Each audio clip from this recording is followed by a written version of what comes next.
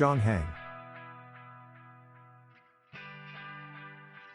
Zhang Heng was a Chinese mathematician, astronomer and geographer. He became chief astrologer and minister under the Emperor Anti of China. Quick info. Born AD 78. Nanyang, China. Died AD 139.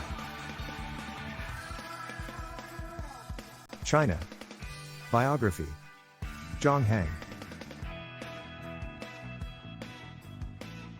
was born at the time of the Eastern Han, sometimes called later Han, dynasty, the second half of the longest-lasting Chinese dynasty. The Eastern Han was established in 25 AD after the brief 15-year reign of Wang Mong Xin dynasty had replaced the Western Han dynasty.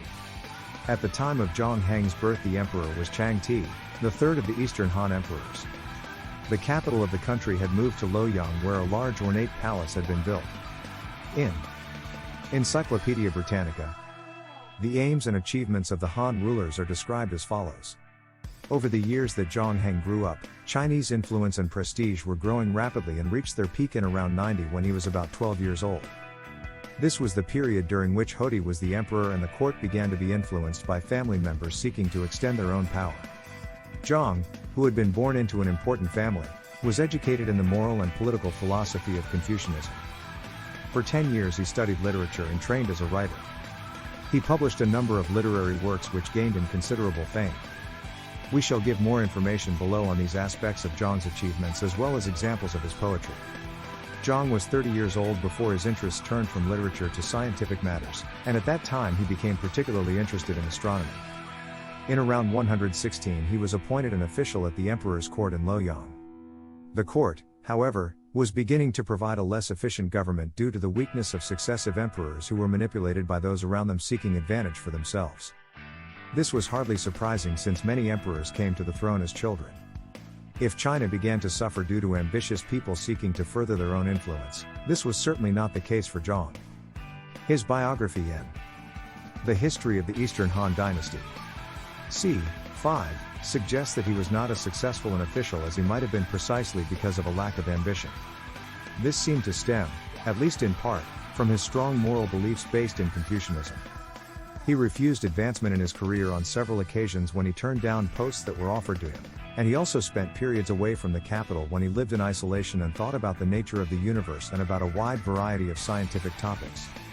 His highest position at court was when he became chief astrologer and minister under the Emperor Anti. He held the position of chief astrologer on a number of occasions. We will describe below some of Zhang's outstanding scientific achievements.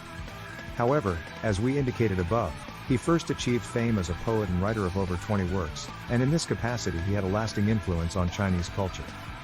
His works, Si Choshu, 4 chapters of distressed poems, and Gui Tian Fu, To Live in Seclusion, are considered literary masterpieces.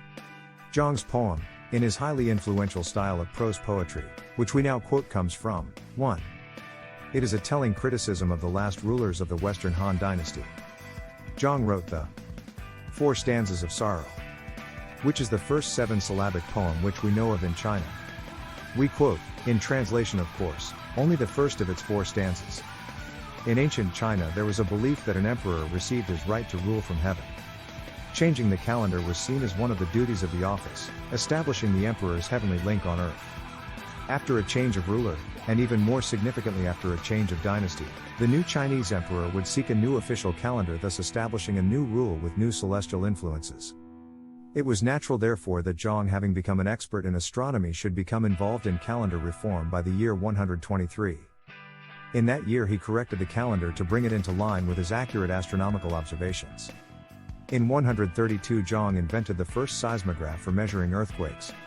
One has to understand how significant earthquakes were in China at this time, not only for the destructive power which they unleashed but also because they were seen as punishment from the gods for poor governance of the country.